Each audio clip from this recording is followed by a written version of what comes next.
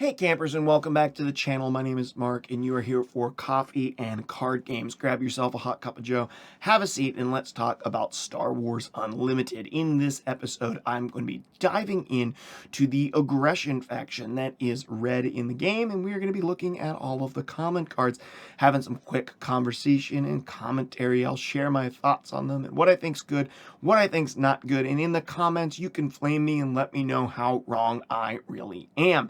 With all of that being said, before we jump in, make sure you like, subscribe, and hit that bell icon so that you can get all future content. We make Star Wars Unlimited content here, but we also have a podcast called Starter Set that reviews a bunch of different digital card games of all varieties. We have Lorcana content, Pokemon content, all kinds of stuff here on this channel, with the exception of, and hopefully forever, Magic the Gathering. So if you are into all different types of card games, you are in the right spot. And if you just like Star Wars Unlimited, then my friend, you are my friend, and I'm glad that you're here because I love it too. Let's nerd out together and dive in today to our red faction aggression, taking a look at the common cards. Let's start off by taking a look at some of the bases and the heroes. Now, I want to be really clear, I've already covered the heroes in a separate video, and you feel free to go check out that video on our channel. But first, I just want to say IG-88, the Ruthless Bounty Hunter, is, in my opinion, a pretty good aggressively statted hero. A lot of the other heroes don't have very aggressive stat lines. IG-88 does, and he increases the damage of all of your other units. If you're playing a really aggressive strategy, I think IG-88 does a perfectly good job of doing that, although I haven't had a chance to play him yet. The other hero that we're going to have is Sabine Wren, which allows you to deal damage to each base, and on attack on her flip side, she does flip early, although she is only a 2-attack 5 health, so she's not very aggressively statted, even though she does flip earlier than pretty much any other hero in the game, being able to flip on 4 resources or even on turn 3. She also has probably one of the worst featured arts in the showcase art of all of the cards and all of the heroes. Now, with those 2 heroes out of the way, you are also going to have your 2 common bases, the Catacombs of Qadira, and then Kestro City. You can choose whichever one you want, of course, and their variants do look beautiful. I think all of the base cards with their variants, you don't even play. It's hard for me to even justify playing a base without having its hyperspace variant because it just looks so much better. Both of them are just going to be your 30 health classic basic common bases. Let's dive in to, what is it, the 6, 12, 18 common cards that you're going to have in the aggression faction. The first one is a Villainy and Aggression card for 1 resource. It is a 3-attack, 1 health, Death Star Stormtrooper Imperial Trooper tags. Now, I think what's really interesting about this one in particular, the hyperspace looks great, is that Stormtroopers are notoriously terrible at shooting, but for whatever reason, this one has 3 attack and is good at it. Despite the fact that it defies the classic Stormtrooper trope, I do think this card will probably see play in hyper-aggressive lists, maybe in your Vader list, maybe in your Palpatine list, maybe in your IG-88 list even. Might see play in one of those. Cheap, easy to get down, and pretty aggressive. 3, 1, 4, 1. I don't like a lot of 1 costs. I don't hate this 1 cost. The game starts at 2, so. The First Legion Stormtrooper is a 2-resource 2/3 that's Villainy and Aggression, Imperial Trooper. Not a huge fan of the artwork on this one, although the full art does look much better. I don't know, he looks a little clunky, especially around the legs to me. His legs are too flat, way too flat for me. And his chest is oddly shaped. Anyway, the 2/3 stat line isn't bad. It says when attacking a damaged unit, this unit gets +2/+0 and Overwhelm. You know, what's good about this is the ability for Vader to be able to ping something with his ability, deal 1 damage to it, and then for you to be able to come through with your First Legion Stormtrooper and just absolutely wreck it and get some of that Overwhelm damage in. I think for that reason, First Legion Stormtrooper is pretty good. I don't know. I mean, it's a 2/3 for 2, so it's not awful, and it has an upside, so it's good. It is a good card. It's probably a decent staple for aggression, for Villainy anyway. And it's probably very good in a Darth Vader deck. The Imperial Interceptor. This is a 4-mana Villainy and Aggression card. 3 attack, 2 health, Imperial Vehicle and Fighter. When played, you may deal 3 damage to a space unit. This card is super good. This card is very good. The ability to drop and do something. I think this is going to be an absolute staple in Vader decks. I think this will be an absolute staple in really any villainy deck that can splash. I think it's villain, right? Villainy deck. I might have that word wrong. That can splash aggression in it. I think it's very good. I think the Imperial Interceptor is just a really good, solid staple. There's not a lot of high health stuff until you get to like Star Destroyers in the space lane. This is going to remove stuff, and it's aggressively statted. 4, very good card. The Spec Force Soldier is going to be our first heroism combined with aggression. It is going to be a 1 mana or 1 resource, 2 attack, 2 health rebel trooper. When played, a unit loses Sentinel for this phase. So this is a 1 resource 2/2 with a positive. Pretty similar to your Death Star Stormtrooper. I think this card's good. I think Spec Force Soldier's good. How good 1-drops are going to be in a game that starts at 2 resources, I'm not 100% sure. But I think this card's it's statted well, and it has a positive. That positive may be the difference between winning the game and losing the game. If your opponent drops a big Sentinel towards the end of the game, man, you don't always play this card. Sometimes you just hold this back in your hand, thinking, man, my opponent might put Chewbacca out and get a big body for Sentinel, and I can just get rid of that. Yeah, I like this card. I like the Spec Force Soldier. The next one is the Green Squadron A-Wing. This is a 2 resource heroism and aggression, 1 attack, 3 health rebel vehicle fighter in your space lane with raid 2. When this unit is attacking, it gets +2/+0. So bad on defending, but it is a 3/3 for 2 on attack. So good aggressive unit, 3/3 for 2 on attack. I think you could get this out. Does IG-88 give it raid on its one side? Attack with a unit. If you control more units than your defending player, the attacker gets +1/+0. Yeah, but even at that, this is going to end up costing 2 more because you're not going to have the heroism icon.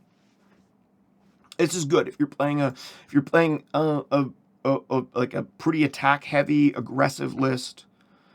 I could see you playing this with Leia. Leia would be great with this card, right? Because this would get a rebel out, and she could force it to attack and give it bonus attack. Sitting at a 4/3 on 2, not bad. Not bad. A Guerrilla Attack Pod, a 6 resource, so pretty expensive. The artwork's terrible. The hyperspace variant is no better. It is 4/6 Rebel Vehicle Walker with grit. And grit means when this unit gets +1/+0 for each damage on it. So yeah, this thing could stack up pretty high. One play if a base has 15 or more damage on it. Ready this unit. Ooh, that's not bad. That's not bad. Now, how good is a 4 attack unit on 6, even if it readies the turn that it goes down? This is interesting because it could be played defensively, or it could, of course, be played really aggressively. If you've gotten 15 damage on your opponent's base, this could theoretically be a finisher, swinging in for 6 or swinging in for 4. But it kind of wants to swing in to an opponent's, creature or unit first and get some bonus attack on it, take a little damage, and then go for face later. Doesn't have like the trampling overwhelm effect. I'm not hot on this card. Guerrilla Attack Pod, I'm not hot in. Katina Braggett, a 1 cost. This is the rest of our cards are going to be straight aggression. A 1 mana 0/2 raid 2. It's a 0/3 for 1. A 0/3 for 1 that gets +2 attack when it's attacking. I don't think anything with 0 attack is going to be good. This is just going to be too easily removed. You're going to get a swing in with it. Very likely to get a good swing in with it, right? And you are probably going to get 2 in on it. I'm not hot on this card. I don't love this card. Maybe I'm wrong. But this Agitator card, 2 mana, 2/1, Rebel, 2 at 2 resource, 2/1. Saboteur, when this unit attacks, ignore Sentinel and defeat the defender's shields. Okay, so you get through. But it is 2 resources just for 2 attacks. So, On attack, if you control a leader unit, deal 2 damage to a ground unit or base. So you'd actually have to, have your leader unit out. So you'd have to already have your leader out there. I could see this being okay in Sabine, because Sabine flips so quickly. And then on attack, getting 2 damage to a ground unit or base is pretty good. But man, just really easy to ping this guy off the board. Pretty easy to ping him off the board. Partisan Insurgent, a 2-resource. I really like the hyperspace on this. A 2-resource 1/4. And while you control another aggression unit, this unit gets raid 2. Man, a lot of stuff with raid. Just super hard to defend with. Really hard to maintain your board. I'm not a huge fan of raid. I'm a fan of raid if this was like a 2/3 maybe. A 2-mana, 2-resource 2/3, so it was statted okay. I don't know. I think it's just going to get traded into really easily and get removed. And yeah, maybe you're going to get an attack on it. It's going to be a 3/4 for 2. I mean, a 3/4 for 2 is extremely strong, but it's going to be a lot of times, man, you're not going to get that opportunity with this. It's just going to get wiped off the board by your opponent. Your opponent's just going to get pinged back, and you're going to feel bad. I don't love raid as a whole lot. So I'm kind of skeptical of it. 3 mana here, Ardent Sympathizer. 3 mana. Or 3-resource 3/3 Trooper. While you have initiative, this unit has +2/+0. I think the problem theoretically with this card is if you're playing aggressive, you're typically playing more stuff than your opponent, which means you very rarely are taking the opportunity to grab initiative. And you don't want to just grab it in the beginning and give your opponent the ability to start ramping up. So very frequently, this is going to be a 3-resource 3/3, which just isn't good enough in aggressive strategies. Probably good in draft. Very good in draft. Probably not great outside. I mean, if this was a 3/4 with the aggressive stat, if you have initiative +2 attack, and it became a 5/4 for 3 when you attack, okay. Now, this doesn't have raid, so it does always have that +2 attack as long as you do have initiative. But I still don't think it's great. I just think very frequently it's going to be a 3/3 on 3. The Disabling Fang Fighter, a 3-resource 3/2 Mandalorian vehicle fighter in the space lane. When played, you may defeat and upgrade. Now, this is the first thing I've seen that can defeat and upgrade. The hyperspace variant of this is pretty cool. If upgrades are popular, this is good. I haven't seen a lot of upgrades so far that I've been super impressed with. And I don't think this gets rid of like level up, for example. So, 3-resource 3/2. Man, no, not super impressed by this one either. So far for aggression, not as impressed by it as I thought I was going to be. Wampa is a 4-resource 4/5, just a stat block with Overwhelm. This card's great. I actually think Wampa is you want this card when you're drafting. You want this card in your sealed play. Wampa, just a 4-mana 4/5 with a positive keyword. Slightly overstated. Aggressive stats. Well, not aggressive stats, but aggressive because it's a 4 for 4 for attack. And you get the aggressive keyword. Yeah, I like this card a lot. It's not going to be easy to remove on 4 either. I like this card. I like Wampa. Like it a lot. Last 6, the Occupier Siege Tank. 5 mana 5/4. Okay, not terrible. Grit. +1 attack for each damage counter on it. Man, I don't like that. If this was a 4/5, I think if this was a 5 mana 3/6 with grit, or a 5 mana 4/6 with grit, I would like this. Like a 5 mana 4/2/6 with grit and sentinel. I don't love this card. I think it's just going to be on 5. I think you're just going to pop this. It's just going to get popped and removed without ever getting a benefit from grit. That's my opinion. Infiltrator's Skill, going to be a 1 mana, and it is going to be an upgrade. So +1/+1, permanent +1/+1, and then attached unit gains Saboteur. When it attacks, it ignores shields and defeats, or ignores sentinels and defeats shields. So if you need to get a big chunk of damage through, for 1 +1/+1, you could push it through. I could see this being a 2 of, maybe a 1 of in an aggressive list that just wants to get that last little bit of reach, right? Just want to get that last little bit of damage, and your opponent's getting your sentinels out, blocking you up. You want to get that last little bit of damage in. It's going to give you a little bonus hit for only one resource, and then also get your whole unit through to your opponent's base. I like this card. I think it's versatile. For one, I think it's good. All aggressive strategies need that little bit of reach at the end just to finish them off. 30 life's a lot of life to get rid of, even in this game. Precision fire. The hyperspace of this is gorgeous. I love this Stormtrooper sniper rifle. Absolutely beautiful. 1 mana event. Attack with a unit. It gains Saboteur for this attack. If it's a trooper, it also gets +2/+0 for this attack. I mean, that's not bad either, right? Honestly, I think over Infiltrator's skill, you run Precision Fire. They both cost 1. On this is going to give you +2 attack instead of +1/+1. And it's going to give you Saboteur. It's only going to last for a round. But you also play it and attack. So you don't, see, the thing with this is that you play it, pass to your opponent, and then they get to do something because you're playing it as an upgrade. This card, you're playing it and attacking with it. So it's like an instant speed from another game.